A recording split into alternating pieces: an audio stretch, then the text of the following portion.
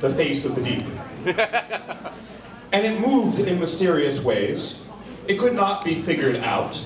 You never knew what it was going to do. And this was part of the character of beer and bread and wine and everything.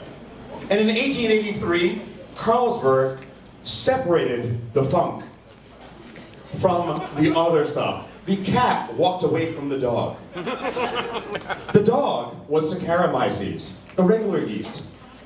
It does tricks. It knows its name, it's predictable, and it loves you. Brettanomyces was the cat. It does not know its name, couldn't care less, is not doing any tricks, even if it knew how to do any, and probably is there for the food. I know some of you have cats and you think that's not the way it is. I'm so sorry. But that's the way that it is. The funk could not be predicted. And they didn't like unpredictable things, and they set it aside. And they did it in all of our food, and funky cheeses went away in our country. But now, the funk is back. I want you to think about this. Some of you think of the funk as Belgian. You think of Brettanomyces as Belgian. Brettanomyces means the British yeast. Brettanomyces.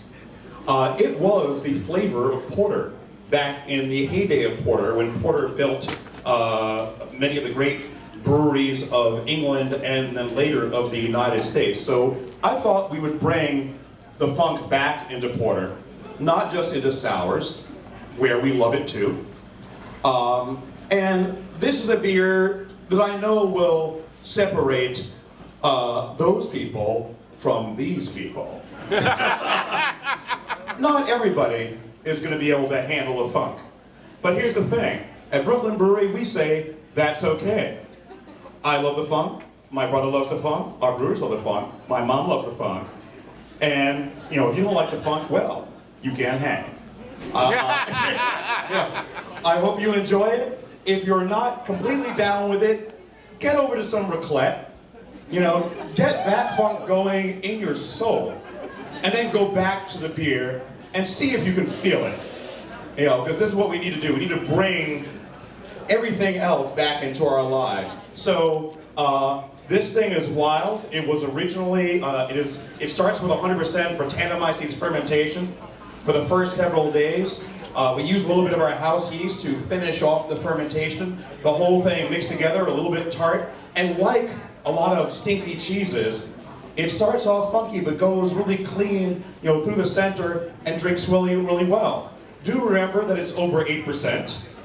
You do not call me tomorrow and tell me that you did not know the funk would hurt you. Because I told you that the funk would hurt you if you are not careful. So have a good time. Thanks so much for coming out. And cheers, everybody. We want the funk.